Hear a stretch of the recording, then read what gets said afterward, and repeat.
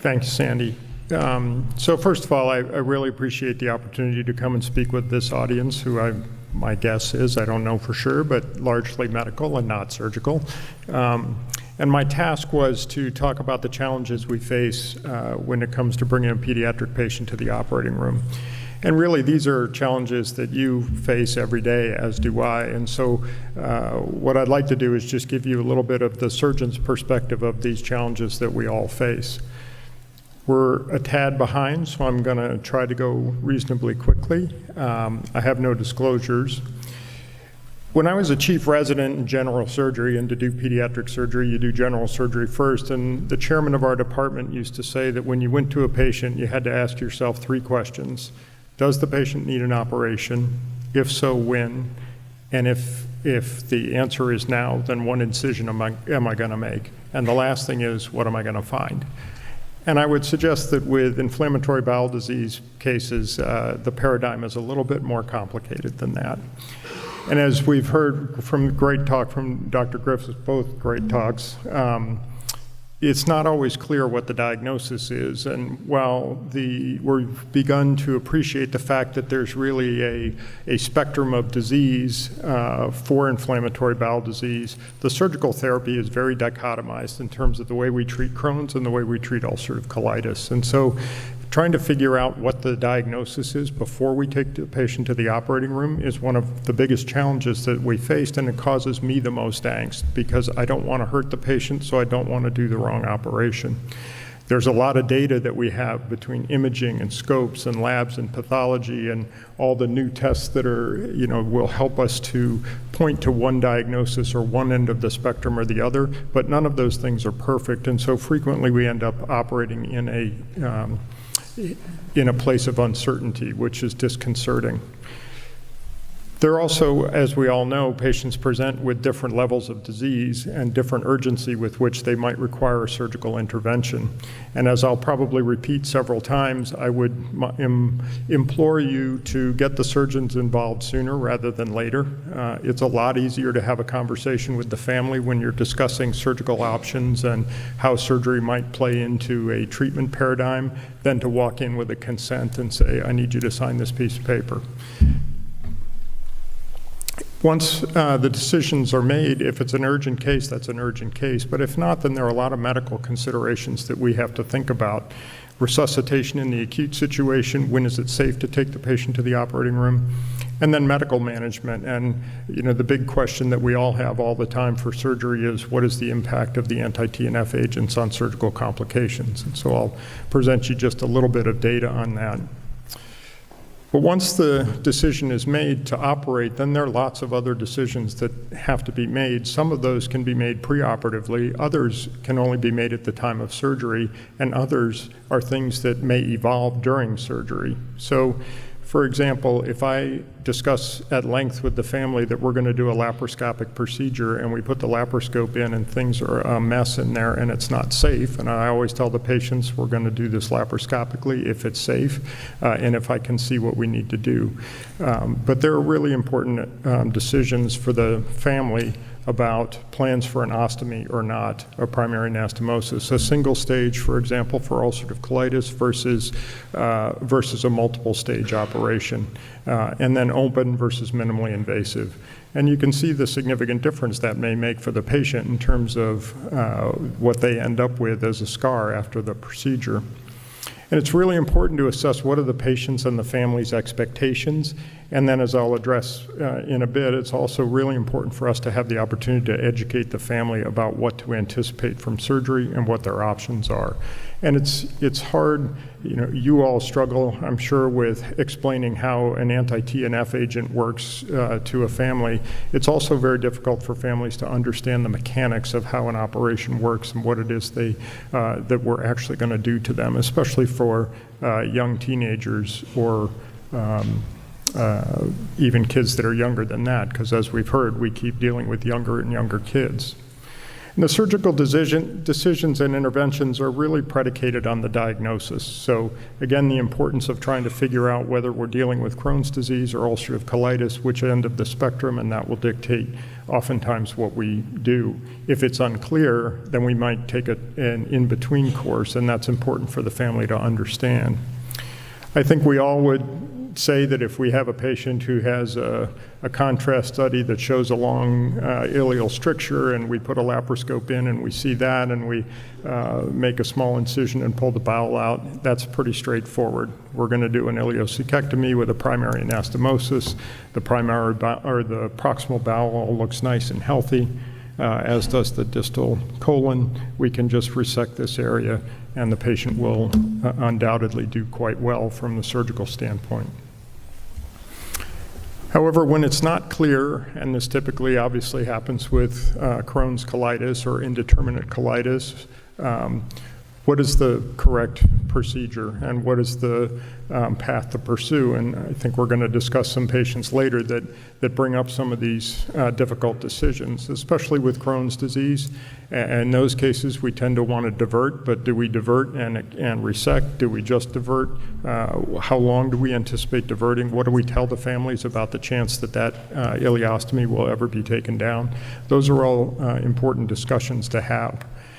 For ulcerative colitis, it's pretty straightforward. We can do an ileoanal pull-through. We can do it laparoscopically. We know what the complication rates are, and we can give them a very good idea of what to anticipate. In cases where we don't know, those are cases where we might elect to do a 3-stage procedure as opposed to a 2-stage or even a single-stage procedure, just to give us more tissue for the pathologist to look at to try to figure out whether this is actually Crohn's disease or not. But I'll tell you, we were talking beforehand, it's very disconcerting for me from a surgical standpoint, because when I put a laparoscope in for a child with ulcerative colitis, the colon looks perfectly normal because it's mucosal disease. And so when I'm taking out what looks like a perfectly normal colon, and I always am a little bit paranoid until I see the pathology report that tells me that yes, in fact, this patient does have inflammatory bowel disease. So from a surgery standpoint, it really is difficult to know sometimes exactly what the right operation is. And so it's very important that these decisions are made jointly. And one of the great things I've had in my career, including working with Sandy at UNC, is great collaborative relationships with the gastroenterologist, because we have to be very aligned with what we think we need to do. Even if we don't know what the right answer is, at least we're aligned with what the approach is, because that makes it a lot easier for me to talk to the family and sometimes convince them that they're going to let their child have a very significant operation that has potentially dramatic complications associated with it. In terms of timing, it's the easy ones are the ones who present with an acute problem that there is no question about the timing. It may not be the ideal situation by any stretch of the imagination, but in terms of making the decision to proceed, that's pretty straightforward. When a patient has bleeding, free air or perforation, if they have unrelenting sepsis, you need to resuscitate them, discuss with the family the plan, and take that child to the operating room. The biggest challenge we have in terms of timing is with patients who have, and I put in quotes, failure of medical management, because I really hate that term, because it implies that you have to fail at one thing before you do something else. And as a surgeon, I regard surgery as part of the armamentarium in our treatment of inflammatory bowel disease. So the endpoint is often unclear. And we have to take into account the risk factors of the surgical therapy, the risk factors of the medical therapy, as well as the desires of the family. And sometimes the patient or the family may not be willing to tolerate some medical or surgical, the impact of either treatment paradigm, and that would cause you to choose one or the other. So as I alluded to earlier, the big question we have faced in the past 10 years has been what is the association of immunosuppressive and primarily anti-TNF therapy with surgical complications.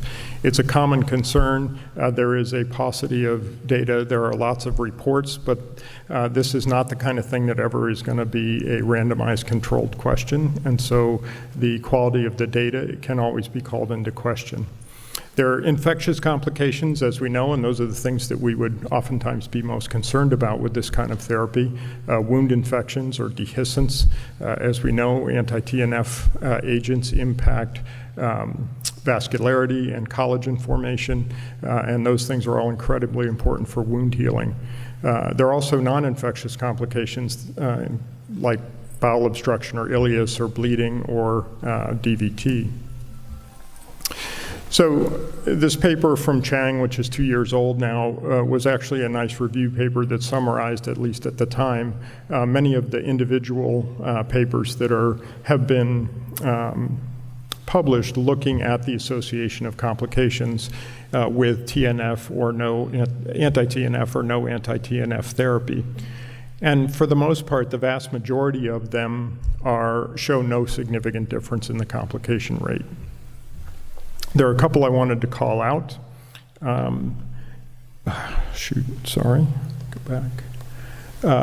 This paper is one in which, published in 2007, a fairly large series by EPO, 329 patients. Those authors found a significant difference in complications and advocated a diverting ileostomy for anybody on anti-TNF therapy. So to me, that's one end of the spectrum. I can tell you that we certainly don't follow that advice, but that is the degree to which some people believe the complication rate is increased. The largest study is this Danish study with over 2,000 patients, and while it's not reported here in the paper, they found no significant difference in the complications rate, either infectious or non-infectious. An interesting paper for me that was relatively recent is this Waterman paper, and to my knowledge, that's the only one that actually looked at anti-TNF serum levels in the patients, and they also found no difference in the complication rates between patients who did have detectable anti-TNF serum levels and those that did not. Now, importantly, first of all of these are retrospective, and second of all, they are very small numbers. So it still is very hard to interpret this data. They also looked at a larger series that looked at meta-analysis papers, and there are a number of meta-analysis that have been done. And in contrast to the single institution papers, these papers all identified a moderate increased risk of primarily infectious complications in patients who have been treated with anti-TNF therapy within 12 weeks, and that's typically the cutoff time to be considered proximate to surgery is 12 weeks. So again, it's not clear exactly what the answer is, and there is no good prospective randomized study that I'm aware of that looks at that. So my personal approach for that is we are fairly aggressive, and I'm fairly aggressive. So I think if a patient has had anti-TNF therapy, even within 4 weeks and potentially even 2 weeks for an elective case, that's still fine. I would prefer that the bowel be in as good shape as possible when I operate on the patient than to worry more about a complication risk, which is hard to prove exists. And then starting anti-TNF therapy after surgery would suggest that within 2 to 4 weeks you can easily, I shouldn't say easily, my personal opinion is that you can restart therapy in that time frame without a significant risk of increased complications. As far as the patient and family concerns go, it's really, really important, as you all know, and you're expert or more expert than probably most surgeons in engaging the family. But when you're talking about doing these procedures, it's very important to engage the families. We Again, it helps me if I can meet the family well before they actually need me to take them to the operating room, because it takes a lot of the pressure off of the interaction. And I can declare that up front, that I'm not there to sell them an operation or twist their arm or have them sign a consent. We're just there to talk about how surgery might play a role at some point in their treatment. We have lots of written materials and diagrams that help. We've done a number of animations, and I'll probably skip it for time, but we have one that I'll show you for a J pouch. We want to get preoperative consultation with other professionals, allied health professionals, ostomy therapists, and that sort of thing, because if I put the ostomy in a bad place in the operating room, then that may have a significant impact on the child's quality of life. So we want to make sure that we employ all of the resources we can to do the surgery properly.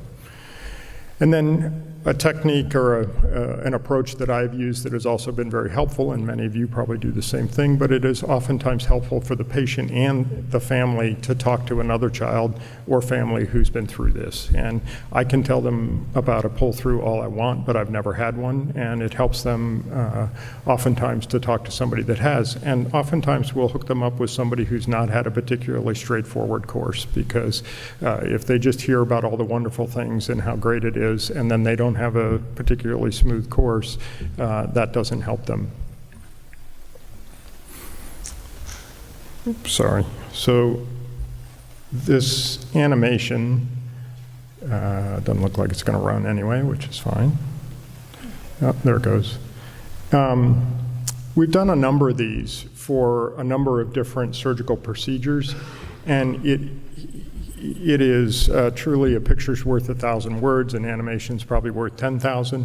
When you can have the family, and we just give them a link so they can watch it as many times as they want, to watch and see what the anatomy looks like, what it is that we're taking out and not taking out, how we reconstruct the intestine, how we create the J pouch. It just is, first of all, they get a much clearer idea of what we're going to do, and it actually saves me an enormous amount of time because they understand what we're doing and they can ask much more appropriate questions. So I'll let this play for a second, but I don't want to spend too much time on it because we're a bit behind. But it goes through the entire operation, and again, has been particularly useful. I'm happy to share this with anybody who would like to use it to demonstrate to their patients how we do a laparoscopic J pouch. So the easy part really is the immediate pre-op. I mean, that's just standard surgical therapy. You get the patient ready to go, you make sure they're resuscitated, you make sure that you've controlled whatever sepsis exists as well as you can, that they're appropriately transfused, and that they get the appropriate antibiotics. Now, as we like to say in surgery and in all of pediatrics, children are not small adults. That's particularly true in surgery. When you're at a children's hospital like I am, they won't necessarily have the equipment that they would have in an adult hospital, and if they do, it doesn't necessarily fit the smaller and smaller peds patients that we deal with. So we need to have the right equipment, and we've actually adapted. We have had to adapt a number of the techniques so that they'll work in small children. There's a lot of discussion about the utility of bowel prep, and I'm not going to go into that because we could spend all day talking about that. We've basically come full circle from a full Nichols antibiotic mechanical bowel prep, gone all the way to no bowel prep because that's associated with increased wound infection, and now we're pretty much back to the full bowel prep again. So in Cincinnati, we're actually just starting a randomized controlled study to look at the different bowel preps in our colorectal patients to see if we can shed some new data on that. So in conclusion, first of all, as I have appreciated in my career, and I stated, having a collaborative relationship with the gastroenterologist is absolutely key. The timing and the surgical options are really dictated by the patient and their condition and what they, sometimes what they see as the best option for them. And that the surgical approach then really can be dictated by the family and the patient, but with an eye toward what is their ultimate medical therapy going to look like. Because when I operate on the patient, I take care of them for a few months. You all take care of them for years. So again, thank you very much. I appreciate the opportunity to speak with you all, and I'd be happy to answer any questions.